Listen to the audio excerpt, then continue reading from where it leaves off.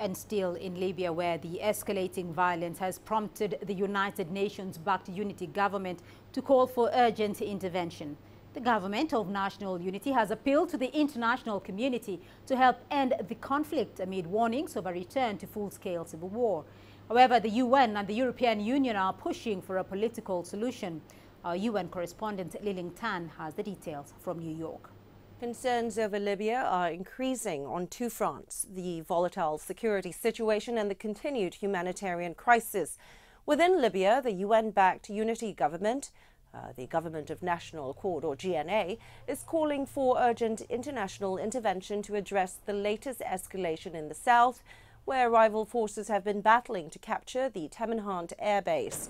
In a letter to the United Nations, the European Union and the Arab League, the head of the GNA, Fayez al-Sarraj, appealed for help to deal with the deteriorating situation there. His calls came on the heels of warnings by the UN chief that fighting in the Eastern Oil Crescent and elsewhere in the country were already threatening a return to widespread conflict.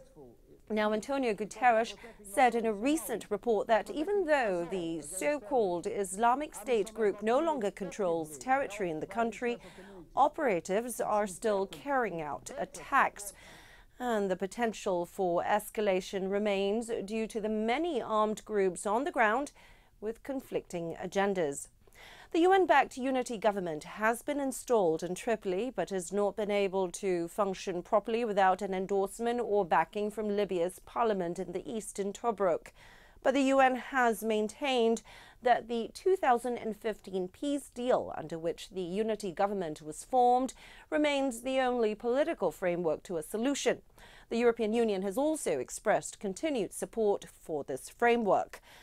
As violence escalates, the humanitarian situation is deteriorating, and the UN chief said that 1.3 million people are in need of aid in a country where the healthcare system is on the brink of collapse.